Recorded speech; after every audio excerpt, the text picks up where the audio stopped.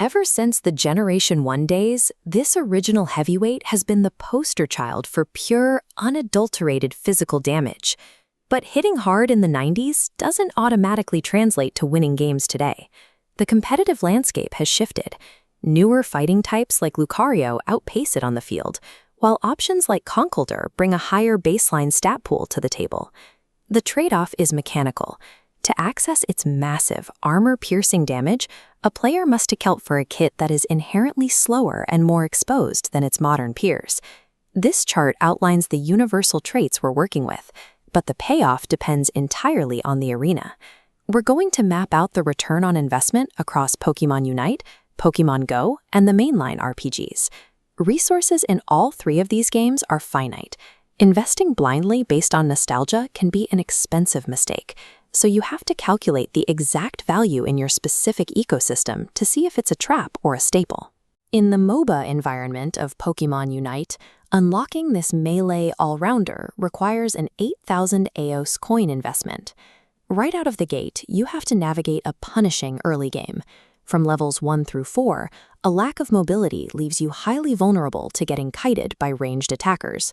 But if you can scrape through to the mid-game, you hit a massive power spike. You unlock status moves that make you immune to hindrances, opening up two distinct paths for teamfights. The first is the critical hitter path. By equipping a scope lens and razor claw, you can stack their critical hit boosts with the move Cross Chop to output high bursts of damage. Running this build requires an assassination approach. You perfectly time dives, waiting for the front line to commit before bypassing them to erase squishy attackers. Alternatively, the brawler path pairs dynamic punch with a weakness policy and focus band, increasing damage as you absorb hits. Here, your job is to be the primary initiator. You absorb damage to trigger your buffs, locking down targets so the rest of your team can follow up and secure the knockout.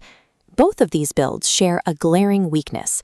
Heavy defenders like Slowbro and Snorlax have crowd control moves that bypass your immunities and shut down your engagement on the spot. Those 8,000 coins only yield a positive return if you have the macro positioning skills to survive that weak early game and avoid enemy defenders. Otherwise, you become a liability to your team. Over in Pokémon Go, the primary resources at stake are Stardust, Candy, and the highly elusive Elite TMs. You can utilize the trade evolution mechanic to your advantage.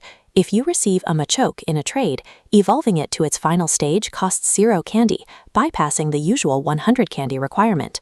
On this quadrant chart comparing damage output to bulk, the free evolution makes it a budget-friendly PvE attacker.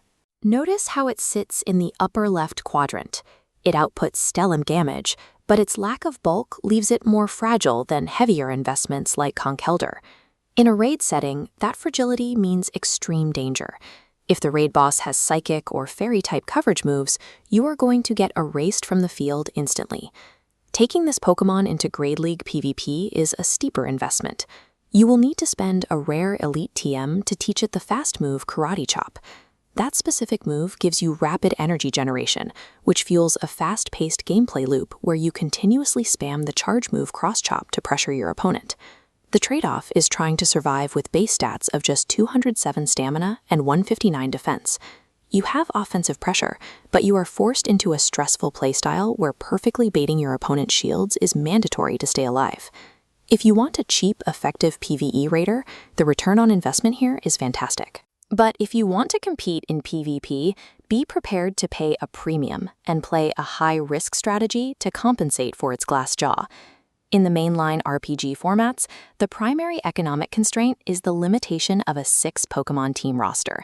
To earn a spot, you rely on a unique ability called No Guard and its interaction with the move Dynamic Punch. This scorecard shows the strategy. Dynamic Punch is strong but inaccurate. No Guard guarantees a 100% hit rate, but also ensures your opponent's attacks bypass evasion.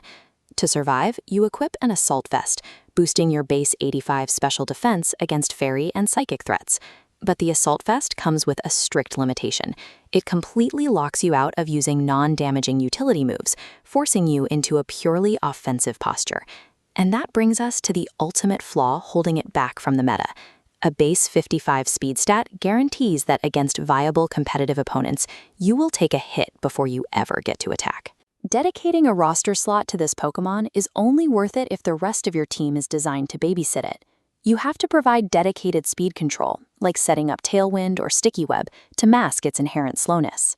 This matrix shows exactly who this character is for.